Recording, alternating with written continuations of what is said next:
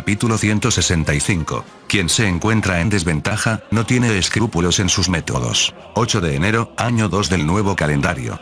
Península de Crimea, cercanías de Isun. La península de Crimea tiene 3 puntos, estrictamente 5, pero 2 carecen de carreteras o son demasiado precarias, por donde puede entrar y salir el tráfico terrestre desde el continente euroasiático. 2 de ellos son puentes, y el único paso por tierra firme se encuentra en la parte norte de la península. Como su nombre indica, Crimea es casi una isla. Su conexión terrestre es un istmo estrecho que, si se fortifica adecuadamente, garantiza el estancamiento de cualquier avance enemigo. Sin embargo, como las fuerzas rusas no tenían fuerzas acorazadas desplegadas allí, sobre todo, porque su poderío militar se había desplazado hacia el lejano oriente y el nuevo continente, el ejército ucraniano simplemente aplastó las defensas, haciendo valer la superioridad numérica de sus divisiones blindadas, logrando un avance rápido. Una vez superado el punto de Isun, el terreno se abre considerablemente, lo que dificulta formar una línea de frente real. Esto obliga al defensor a abandonar la idea de proteger toda la península y concentrarse únicamente en puntos estratégicos. En ese sentido, la captura de Isun era el primer objetivo estratégico de las fuerzas ucranianas. Aunque los comandantes de campo se sintieron aliviados por la facilidad con la que tomaron el lugar, estaban ansiosos por el éxito de otra operación crucial: la destrucción de las rutas de refuerzo enemigas. Al este de la península se encuentra el puente de Crimea, una infraestructura construida por Rusia con una inversión colosal. Este cruce marítimo, símbolo del control efectivo ruso sobre Crimea, tiene 16 kilómetros de longitud. El hecho de que fuera planeado en febrero de 2016 y estuviera operativo en mayo de 2018, una construcción a toda velocidad, demuestra la importancia estratégica que Rusia le otorgaba. La destrucción total de este largo puente era un objetivo tan importante para esta operación como la recuperación de Sebastopol. 8 de enero, año 2 del nuevo calendario.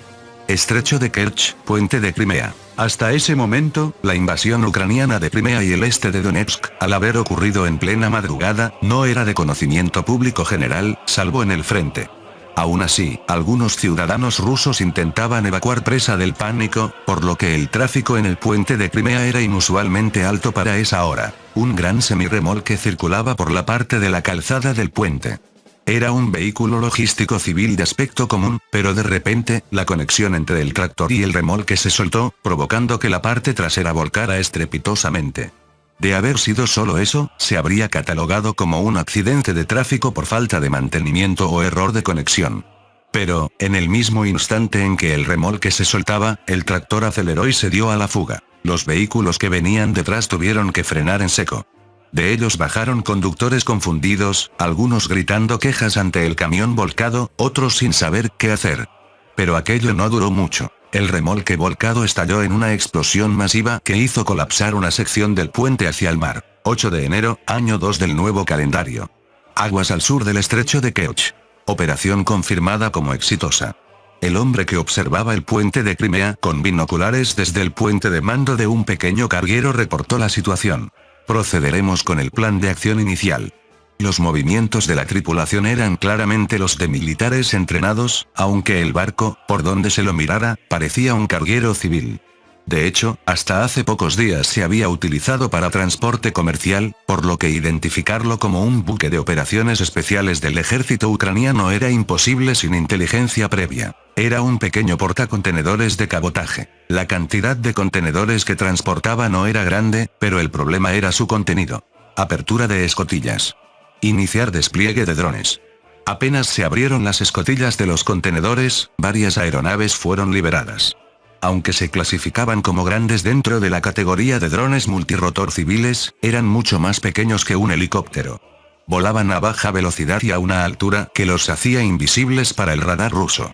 Debido a su tamaño reducido y su baja velocidad, los radares de defensa aérea convencionales los procesaban como ruido, similar al eco del suelo o las olas, por lo que no los marcaban como objetivos de amenaza. Estos drones, originalmente pensados para llevar cámaras reflex digitales o de video profesional, ahora portaban minas terrestres en su lugar de carga.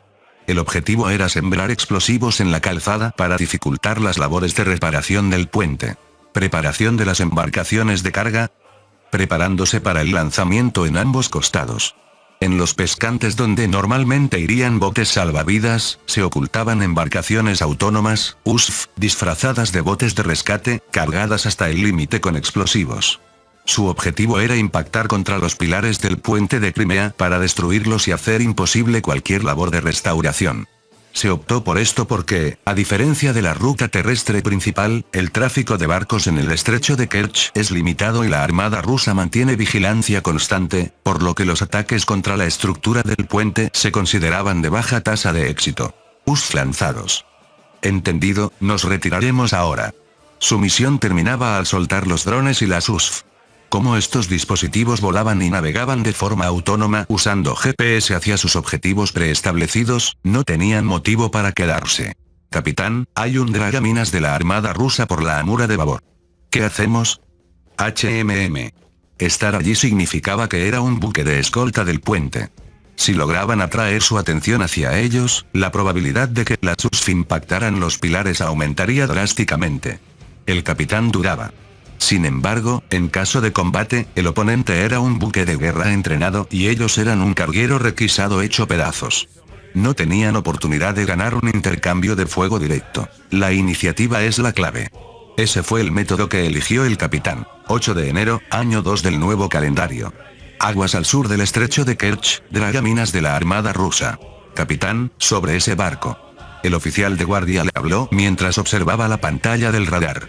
¿Qué sucede? La información sobre la invasión ucraniana en Crimea aún no llegaba a las unidades en el frente. Para ellos, el estado de alerta era el estándar. Sin embargo, debido a la vigilancia 24/7 sobre el puente de Crimea y a que la explosión previa se consideraba un posible atentado terrorista, el dragaminas estaba en posición de combate.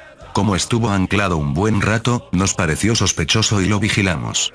Tras la explosión, empezó a moverse y se está alejando del puente. Podría interpretarse como una retirada después de haber hecho algo, o simplemente una retirada preventiva. Enciendan el reflector. Ordenen que se detengan para inspección. Entendido. Bajo la luz del reflector, apareció la silueta del carguero civil. Los pescantes de los botes salvavidas están vacíos. Es sospechoso. Prepárense para el abordaje. Justo cuando decía eso, el buque se sacudió violentamente por una explosión sorda. ¿Qué fue eso? Entrada de agua cerca de la línea de flotación. Debemos cerrar el compartimento de la sala de máquinas. ¿Qué demonios? ¿Cómo va a haber una entrada de agua así de repente? Ataque enemigo. El capitán no pudo terminar la pregunta. Otra explosión lo interrumpió. Explosión en la ametralladora de proa. Pasaría mucho tiempo antes de que los rusos descubrieran, después de que remolcaran el barco al dique seco, que las explosiones sucesivas habían sido causadas por vehículos aéreos no tripulados, UAV, merodeadores. Fin del capítulo 165. El link a la historia del autor estará en la descripción.